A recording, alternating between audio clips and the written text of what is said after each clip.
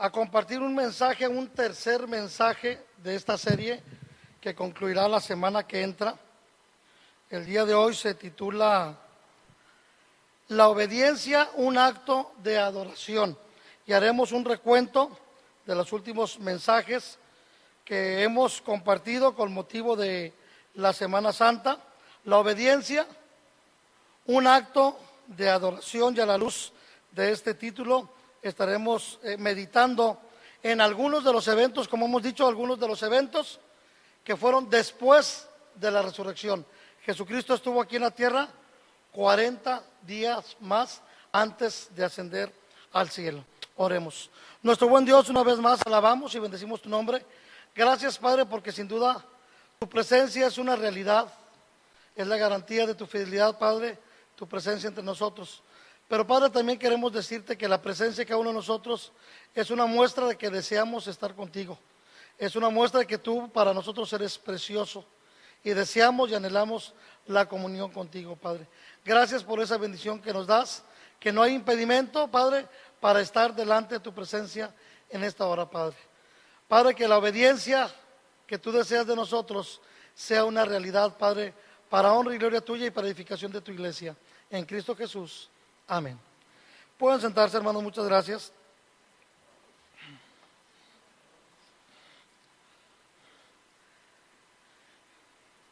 Nos han enseñado para ilustrar cómo uno de los métodos, para ilustrarnos los métodos de la enseñanza y en particular de la enseñanza bíblica, de la predicación. Una de las cosas que nos enseñaron es que la predicación en sí, dicen que es como un vuelo, donde hablando de la preparación de un sermón, de una predicación, donde uno debe de hacer una introducción que es el despegue, preparar un buen despegue. Luego, a medida que va avanzando uno, va uno elevando el contenido, la intensidad del propósito del mensaje hasta llegar a su parte más alta. Pero si no hay un buen aterrizaje, no de que nada sirva, no se va a lograr toda la utilidad del viaje. Y usando esa metáfora, pues vamos a tener un buen despegue. Voy a empezar por la conclusión. No voy a empezar por el aterrizaje, porque no se puede, ¿verdad?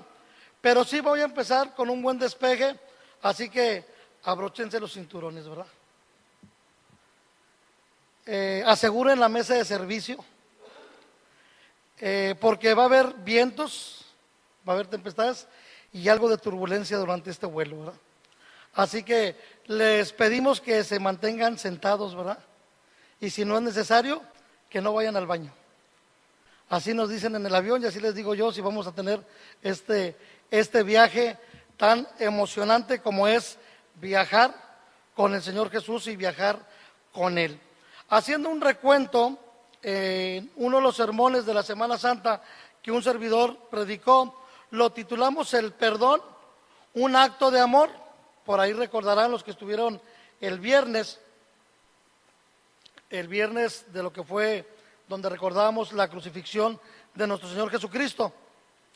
Luego compartimos un mensaje titulado La adoración, un acto de fe, y quiero que tenga presente este orden, porque si usted no escuchó los mensajes anteriores, o le recomiendo que por ahí los adquiera con los hermanos de sonido, de multimedia, no le va a sacar el mayor provecho a esta serie de mensajes. Tiene que pensar y recordar, porque no lo voy a repetir el sermón ahorita, ¿verdad?, que el sacrificio de Jesús en la cruz es la muestra de amor más grande a través del perdón. El perdón es un acto de amor. Lo mostró Jesús y es lo que demanda de nosotros, que nosotros también aprendamos y practiquemos el perdón como muestra de ese amor que hemos recibido.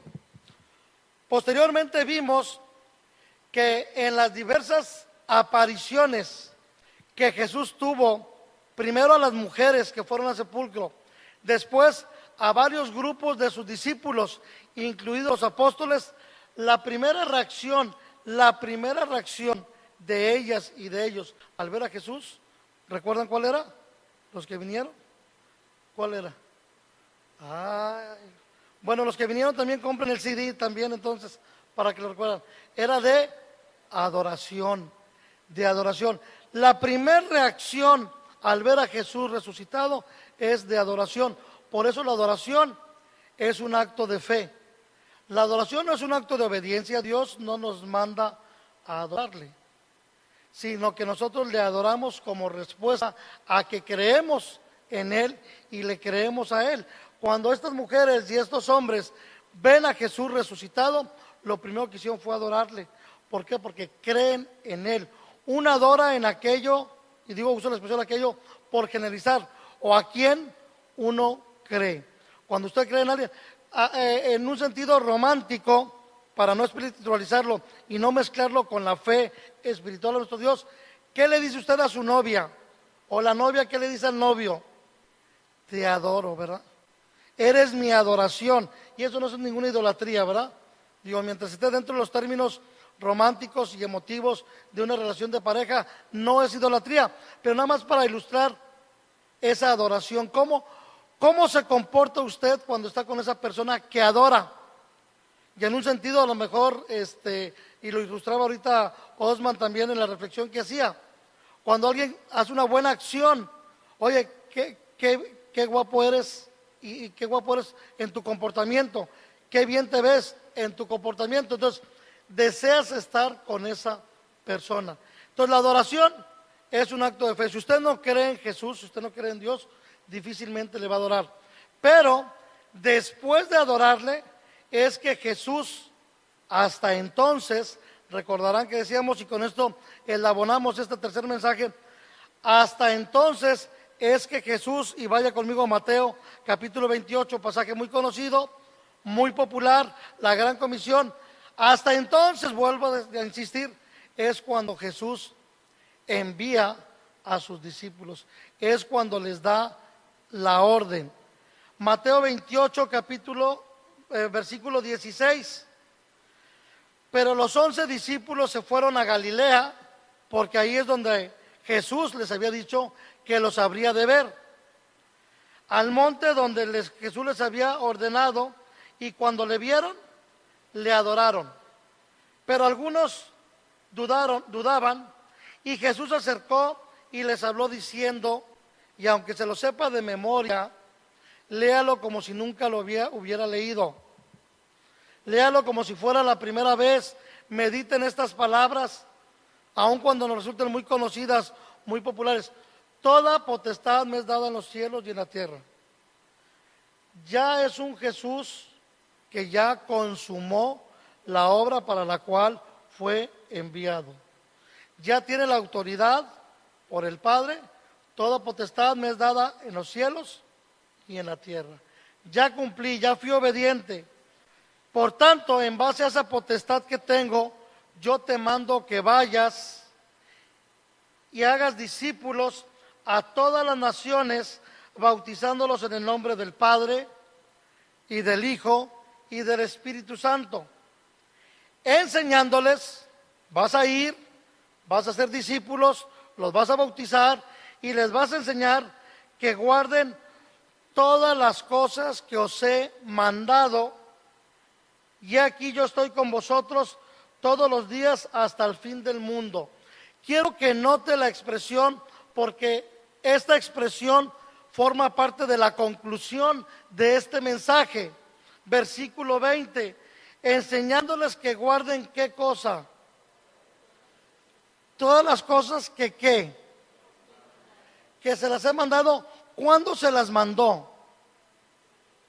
Durante el ministerio. Tome nota.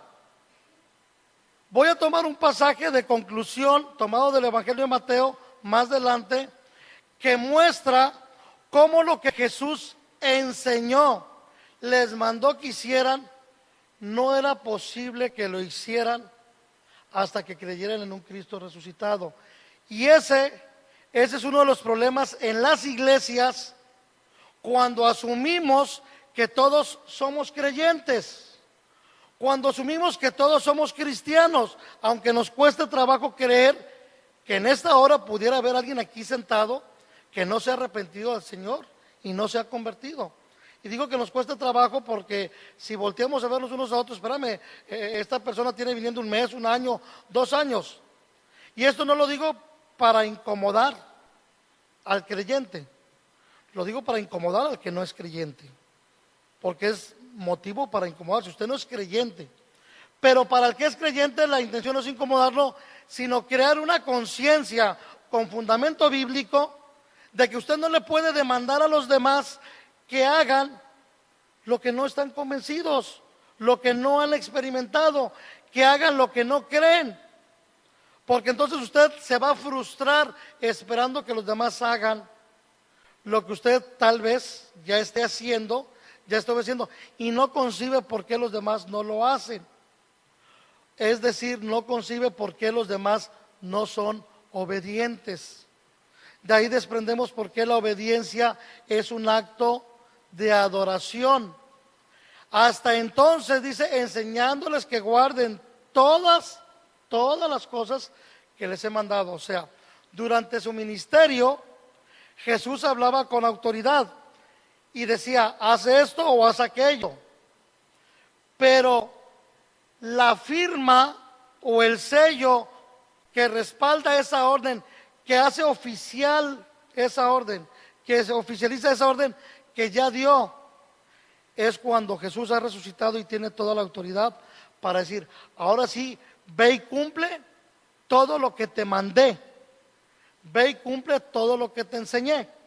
Sin caer en un juego de palabras, voy a usar esta expresión, voy a asumir para fines didácticos, para fines de comprensión, Jesucristo durante su ministerio no dio órdenes, dio enseñanzas, nomás para fines de comprensión, aclaro, porque sí estaba ordenando, dio enseñanzas, dio instrucciones, que después de 3 años dice, ahora sí lo que te enseñé, ve y hazlo.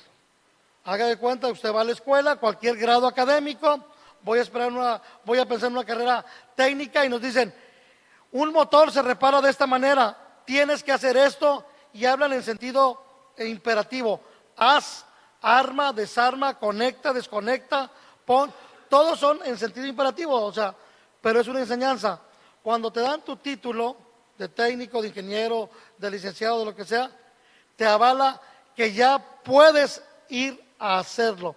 Ahora sí tienes la autorización para hacerlo, tienes la autoridad. Jesús tiene la autoridad para ordenar que pongamos en práctica. Vaya conmigo al Evangelio de Marcos, donde vamos a estar leyendo, ya leímos Mateo, los pasajes paralelos que tienen que ver con la aparición de Jesús. También hagamos un recuento rápido de los eventos. La semana pasada, en la tarde, ¿qué celebramos? La Santa Cena, ¿verdad? Tuvimos una representación por parte de los hermanos donde nos transmitieron, yo no sé si fue la experiencia de ustedes, pero la de un servidor y de varios hermanos y hermanas que compartían, teníamos esa sensación de haber estado presentes. Humanamente hablando, uno de los que más efecto produjo en nuestro ánimo, ya saben quién, ¿verdad? Y digo humanamente porque ese es el sentir, y es válida la ilustración, Judas. O sea, verlo bajar y decir que iba a entregar a Jesús, sentía uno ese ardor, ¿de qué? De apedrear a Judas. Y digo humanamente, porque espiritualmente, y esto, ahí es donde nos va a adentrar, llevar Jesús, la atención de Jesús se centra no en Judas que se fue, sino en quién se centra, en los 11 que se quedaron.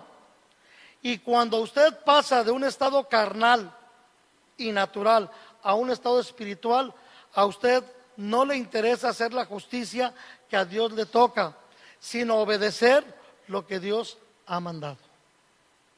Él no dio ninguna instrucciones sobre qué hacer con Judas, ni durante, ni después, ni nunca. Las instrucciones de Jesús fueron a sus discípulos, a los que obedecen. De parte de Jesús no hay instrucción para los que no obedecen. No merecen su atención. Y lo veíamos también en el mensaje del perdón, un acto de amor, donde Jesús solamente le contesta a aquellos que están dispuestos a escuchar y a obedecer su voz. No le interesa rebatir con aquellos que no les interesa. Y eso nos sirve a nosotros tomarlo como ejemplo para escuchar más, o aún mejor, para escuchar únicamente a los que quieren servir al Señor y no poner más atención a las quejas, a los lamentos, a las demandas, a las críticas, porque eso envenena nuestro corazón. La atención está puesta en quienes desean obedecer al Señor.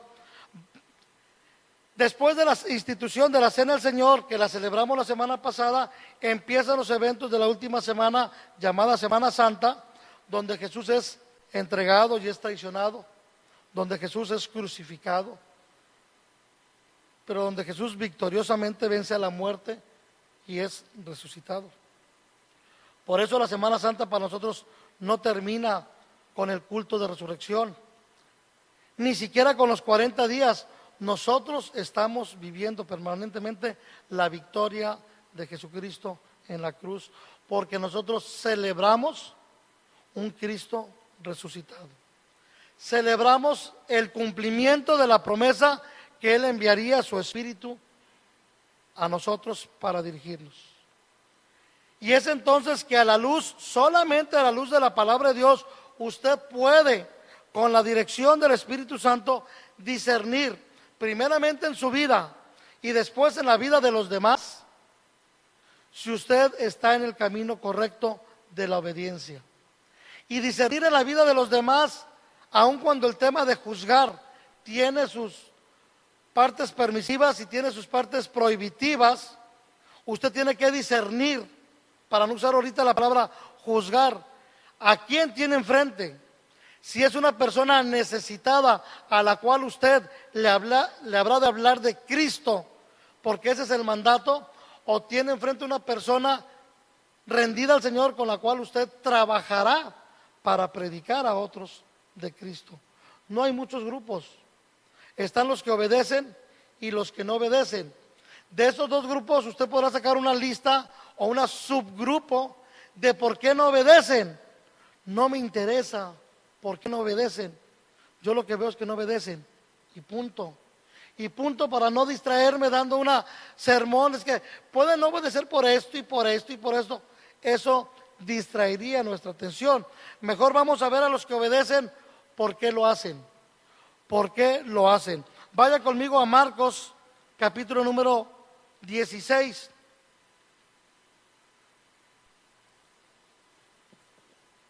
Versículo 13. Ellos fueron y lo hicieron saber a los otros y ni a ellos les creyeron. O sea, a los dos discípulos que Jesús se les apareció en el camino. O sea, los apóstoles no le creyeron ni a las mujeres ni a estos dos apóstoles. Finalmente se apareció a los 11 mismos, estando ellos sentados a la mesa, y les reprochó su incredulidad y dureza de corazón, porque no habían creído.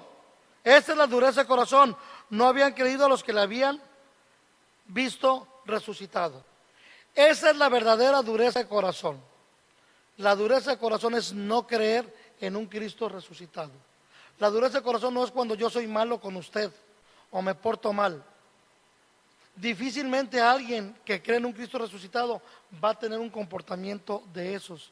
Por eso se vuelve delicado cuando alguien dice, yo no creo que esta persona sea cristiana.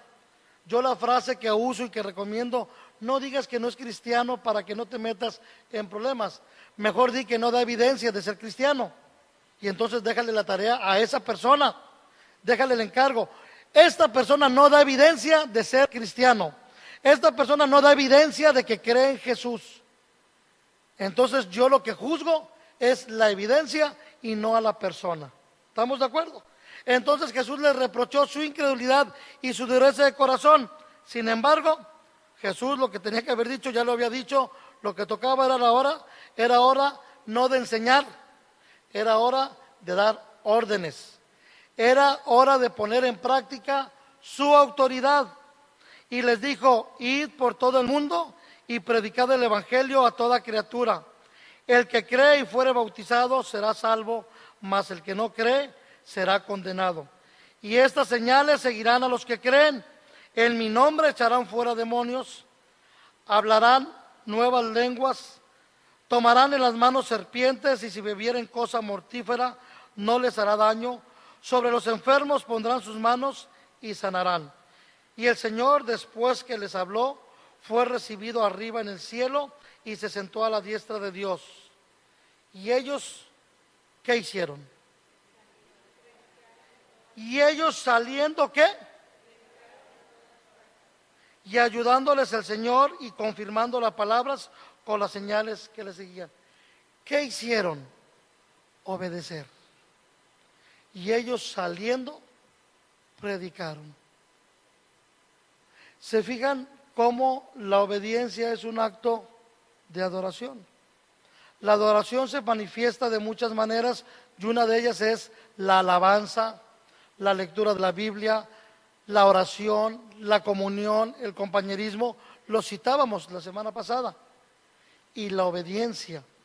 La diferencia es que cuando uno entra al terreno de la obediencia, hay cuando menos 3 razones por qué alguien obedece algo, o sea, alguna instrucción o a alguien.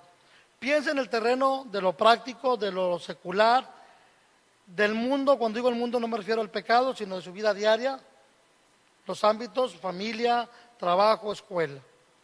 Hay 3 razones principales por las cuales uno obedece. Uno obedece porque tengo necesidad de obedecer.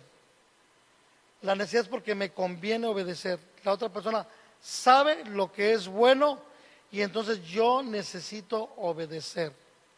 Si yo tengo una necesidad material y entonces me dicen que va a haber una ayuda humanitaria para las personas y van a repartir despensas, entonces yo voy al lugar donde me citen, a la hora que me citen, y hago lo que me pidan. Yo obedezco porque tengo necesidad.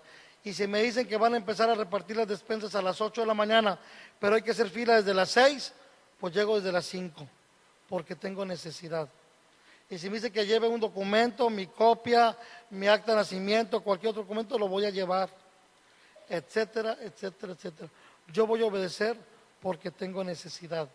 Yo tengo necesidad de trabajo, me dan una cita para una entrevista el jueves a las 10 de la mañana y resulta que a las 10 de la mañana está lloviendo, un aguacerazo, una tormenta, se está inundando la ciudad y yo obedezco porque tengo necesidad de trabajo y acomodé lugar, voy a estar a las 10. Y qué bueno que las condiciones son desfavorables para que vean que tengo interés.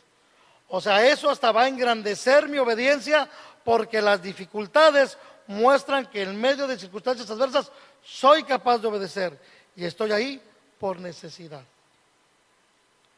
Como yo sí fui a la entrevista de trabajo y otros no, me contrataron. Hace poco contratamos una persona para uno de los trabajos y alguien me decía, esta persona ya es mayor de edad y tiene necesidad de trabajar.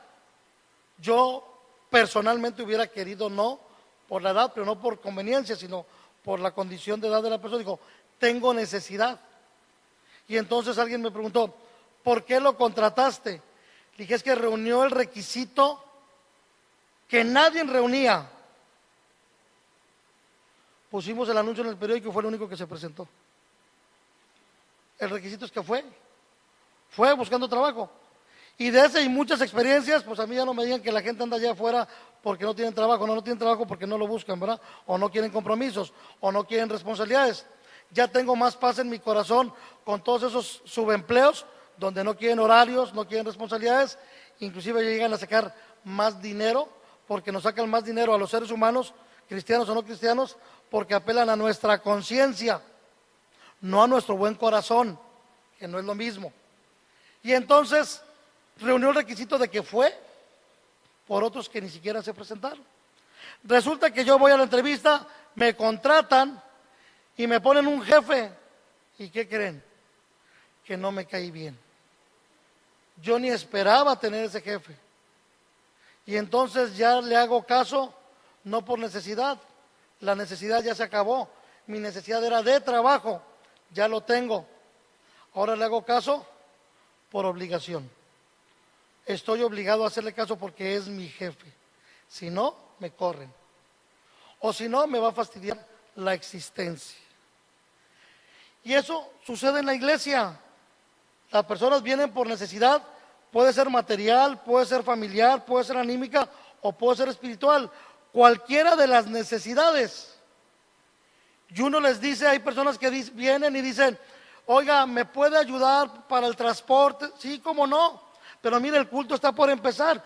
Con gusto lo atendemos al terminar el culto. ¿Gusta pasar? Ha habido de todos. El de no, muchas gracias. Y el sí, cómo no, y pasan y están en el culto. ¿Por qué? Por necesidad. Dijo, si tengo que pagar el precio de aguantar a este hermano que está hablando una hora, lo pago. Y al final, vamos a ver si queda satisfecho con la ofrenda que se le dé o el dinero que le saque a ustedes. Y digo que le saque porque se lo sacan, yo lo he visto, ¿verdad? Hay necesidades en la iglesia que mientras no pedimos no se atienden, pero nosotros las atendemos porque alguien se atrevió a pedir. Y entonces fue obediente en la iglesia por necesidad. A veces es por obligación, aceptó una responsabilidad, entonces, ¿qué van a decir? ¿Qué testimonio voy a dar? ¿Cómo me van a ver? Entonces me veo obligado a obedecer. Pero el verdadero acto de adoración en la obediencia es cuando uno obedece por gratitud. Cuando uno obedece por gratitud, entonces sí es un acto de adoración. Porque la gratitud, aún en lo imperfecto de nuestras vidas, es un acto de reciprocidad. Y si hablamos de reciprocidad con Dios, la iniciativa siempre la tiene Él. Nosotros le amamos a Él, ¿por qué? O sea, somos convenencieros, aunque no nos guste la expresión, ¿verdad? Se oye bien bonito. Nosotros le amamos a Él porque nos amó primero. Pues claro, porque Dios ya conoce nuestra condición, ya sabe cómo somos de convenencieros. Yo le doy al que me da. Nada, que ya se escuchó diferente. Cuando me refiero a mi Dios, yo le amo a Él porque Él nos amó primero. Se oye bien. Yo les ayudo a ustedes porque ustedes me ayudaron primero. Ya no se escuchó tan bien, ¿verdad?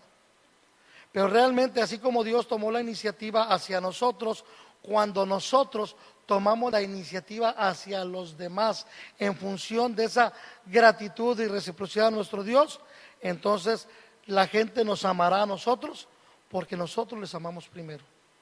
Y ya no estoy hablando de una relación con Dios, sino el resultado de esa relación con Dios manifestada entre nosotros.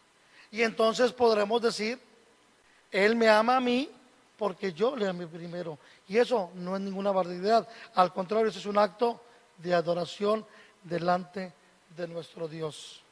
Porque cuando hablábamos de que el perdón es un acto de amor, fue un asunto primeramente entre el Hijo y el Padre. ¿Estamos de acuerdo? Fue una relación entre el Hijo y el Padre. Pero cuando hablábamos de que la adoración es un acto de fe, ya fue un asunto entre la humanidad y Jesús. Pero cuando hablamos de obediencia como un acto de adoración, ya es un asunto entre nosotros. Porque cuando somos obedientes a Dios, esa obediencia se ve reflejada en las relaciones humanas entre ustedes, entre yo, entre nosotros, hombres, mujeres, jerarquías, etcétera, etcétera. Pero cuando uno lo hace por gratitud, se disfruta. Cuando se hace por necesidad y por obligación, uno se amarga. Cuando la necesidad queda satisfecha, se acaba la obediencia. Cuando la obligación es cumplida, se acaba la obediencia. Pero cuando hay gratitud, la obediencia permanece. Lo que amenaza una obediencia por motivo de gratitud es el olvido y el descuido de nuestra vida espiritual.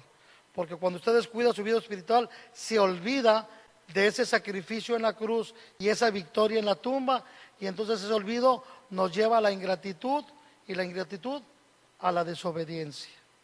Vea cómo funciona esto en el Evangelio de Lucas, capítulo número 24. Nomás repito el que ya leímos, y entonces Marcos, el evangelista, dice, y ellos saliendo predicaron en todas partes. ayudándoles el Señor, no andaban solos, y confirmando la palabra ¿con qué? Con las señales. De eso vamos a hablar la semana que entra, con eso vamos a concluir. Vamos a hablar de la ascensión, vamos a hablar de ese último contacto, de Jesús con el ser humano, ese contacto corporal. Vea Lucas capítulo 24, versículos 36 en adelante, que ya leímos en la primera lectura del culto. Para no volver a leer todo, otra vez es el encuentro de Jesús. Están turbados, están atemorizados, pero dice el versículo 41, y como todavía ellos, ¿de qué? De gozo. Estaban tristes porque Jesús había ido, pero el gozo es porque están viendo a Jesús, pero como que lo veo y no lo creo, ¿verdad? O sea, estoy maravillado, estoy contento, pero no alcanzo a comprender, o sea, ¿realmente me está pasando esto a mí? Esa es la duda, entre otras, y estaban maravillados. Y entonces dice el versículo 45, que después de haber comido con ellos, después de que Jesús les recuerda lo que ya les había enseñado, les recuerda lo que Moisés habla de él, lo que los profetas hablan de él, lo que los salmos hablan de él. Versículo 45, entonces les abrió los ojos. Entonces les abrió, el entendimiento para que comprendiesen las Escrituras. Jesús, cuando da una orden, nos equipa para cumplir esa orden. Cuando Jesús, aparte de tener la autoridad, tiene los recursos para equiparnos. Pero noten, dice que les abrió el entendimiento para que comprendiesen las Escrituras. Pregunta básica: ¿los discípulos conocían las Escrituras? Digo, básico, ¿verdad?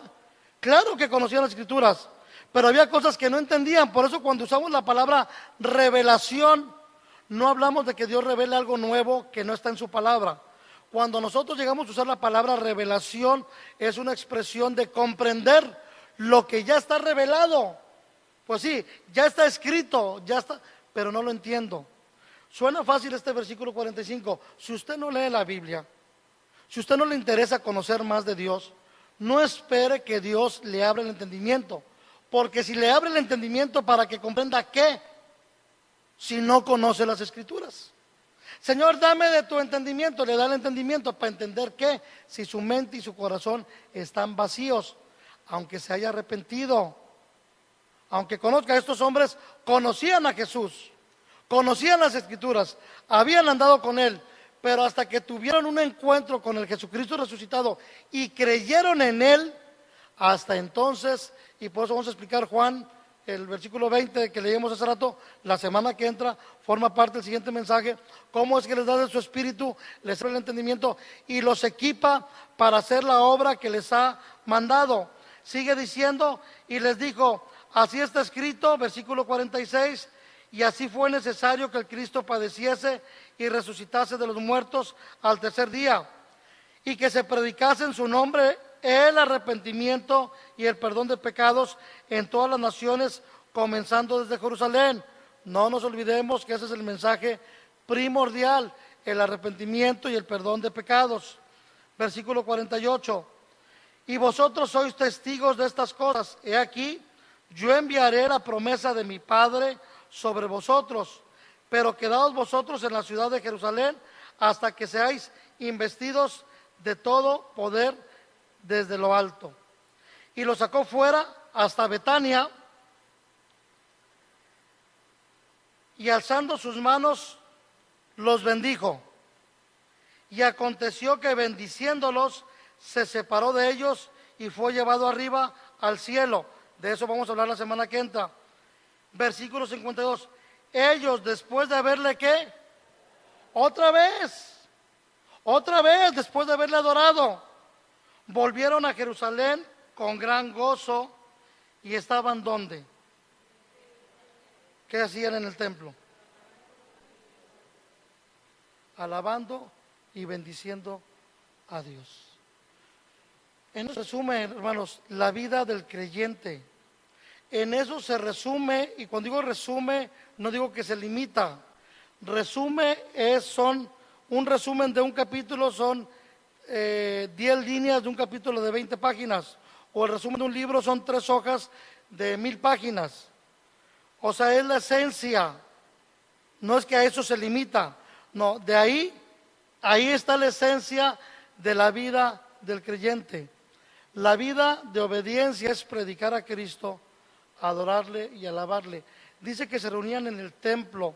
Ahora me doy cuenta y reconozco delante de mi Dios con todo temor y con toda humildad cómo a veces uno trata desde el púlpito, desde abajo, hermanos y hermanas que hacen o hacemos esfuerzos porque la gente venga al templo y llegue temprano y traiga su Biblia y estudie la lección y lleve a los niños al ministerio infantil y a una campaña, etcétera.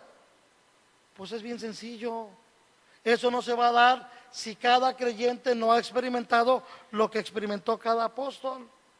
Si usted se ha limitado a experimentar el perdón de pecados y el arrepentimiento y ahí se va a quedar y ahí se ha quedado, pues es comprensible que todo lo demás no se pueda dar. Si usted no es un adorador, pues no puede, no tiene esa comunión con Dios. Cuando no tiene ese poder de lo alto, ¿cómo va a tolerar que un hermano lo insulte? Pues claro que no va a tolerar. No está preparado para tolerar un insulto. No está preparado para tolerar una irresponsabilidad. No está preparado para tolerar una impuntualidad. No está preparado. Pero la culpa no es de los que le fastidian la vida. La culpa es de usted que se la fastidia solo porque está queriendo hacer en sus fuerzas humanas y carnales lo que solamente se puede hacer con una, perdón por la expresión, verdadera presencia, con una plena, con la plenitud del Espíritu Santo en su vida. Y entonces usted, ¿a qué hora se empieza el culto? A ver, una pregunta, un paréntesis antes de terminar. ¿A qué hora se empieza el culto de adoración? ¿A qué horas digo? ¿A qué horas digo? ¿A qué horas empieza? ¿A las 10? No, pues con razón, los hermanos de adoración batallan para meterlos en el culto. A ver, ¿otro horario? ¿A qué horas? A unos empieza a las 8 de la mañana cuando se levantan. Unos empiezan desde el día anterior cuando ya están haciendo los... Es que el culto de oración no es el culto de oración es su vida, su culto. ¿Qué dice Romanos 12:1? Así os ruego por la misericordia de Dios que presentéis vuestros cuerpos en sacrificio vivo. ¿Y dónde se presentaban los sacrificios? En el templo. ¿En dónde? En un culto. Entonces ahora Pablo dice, bueno, es que el templo eres tú, porque el Espíritu Santo habita en ti, y el culto dura el tiempo que tú quieras. Estaban en el templo. Y bien decía un pasaje tan conocido que nos decía Osman hace rato, Salmo 133, mirad cuán hermoso y delicioso es habitar los hermanos juntos en armonía. Y qué bueno que preguntabas, Osman, que si estábamos en armonía, ¿verdad? Porque si no hay armonía, no es hermoso y no es delicioso, claro que no. Cuán hermoso y delicioso es que una familia se reúna para festejar el cumpleaños del abuelo, de la abuela, pero que estén en armonía, si no, no se disfruta. Si el hermano está peleado con la hermana, el sobrino con la sobrina, la suegra con el yerno y la nuera con el suegro, etcétera, etcétera. Pues no, eso no es hermoso ni es delicioso. Pero luego, ¿cómo termina el Salmo 133, Osman? Porque ahí, o sea, de por sí ya estamos bendecidos. Y luego todavía obedeciendo al Señor, el Señor sobreabunda en bendiciones, porque ahí envía a Dios bendición y vida eterna. Digo, nosotros con toda humildad y gratitud al Señor podemos decir amén, ¿verdad? Porque el Señor aquí ha enviado bendición y vida eterna a su pueblo, a la iglesia, a las familias y a cada hermano y a cada hermana con experiencias personales. Y todavía el día de hoy escuchábamos una probadita, y digo una probadita de los testimonios de los hermanos y hermanas que compartían de lo que Dios está haciendo a través de su poder y a través de su iglesia.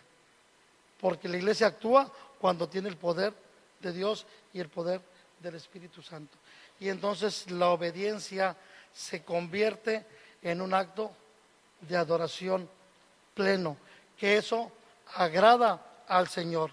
Quiero terminar con este pasaje Vaya conmigo a Mateo, capítulo 5. Esto forma parte del Sermón del Monte.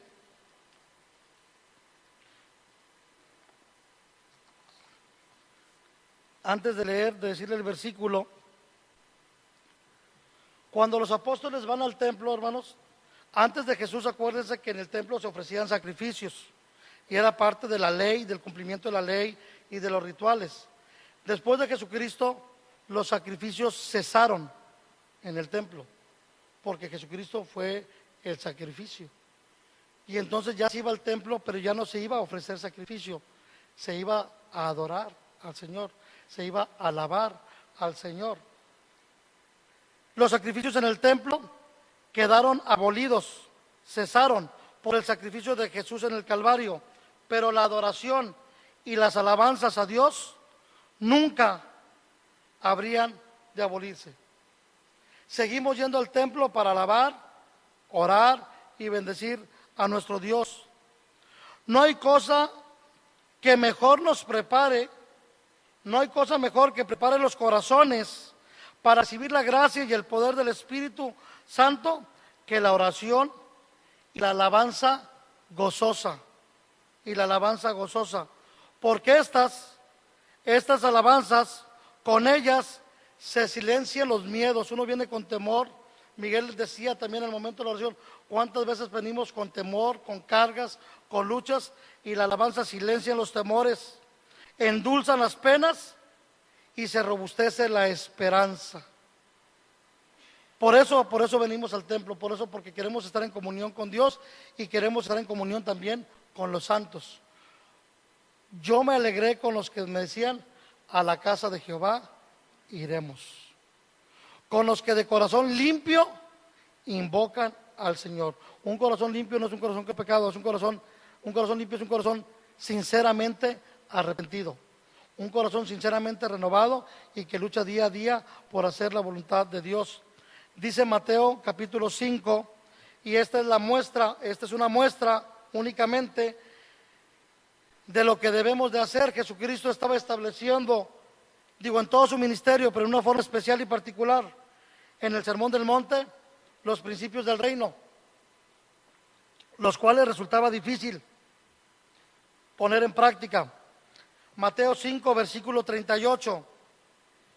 A la luz, hermanos, y espero que esto sea un buen aterrizaje, a la luz de haber escuchado las enseñanzas de Jesús, a la luz de conocer las Escrituras, a la luz de haber experimentado el perdón de pecados y el arrepentimiento, de haber viajado con Jesús, de que su presencia es una realidad en nuestras vidas, entonces nosotros podemos considerar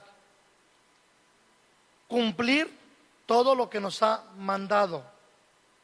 Y entre lo que nos ha mandado incluye enseñar a otros lo que nosotros no solamente ya hemos aprendido, sino lo que nosotros ya hemos puesto en práctica.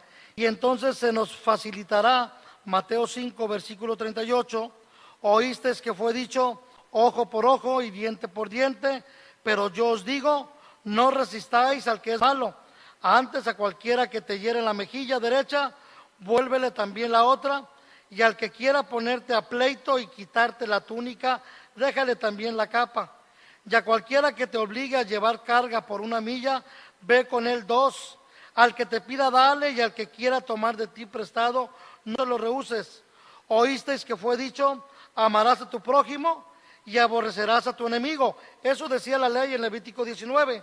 Pero yo os digo, amad a vuestros enemigos, bendecid a los que os maldicen, haced bien a los que os aborrecen, y orad por los que os ultrajan y os persiguen, para que seáis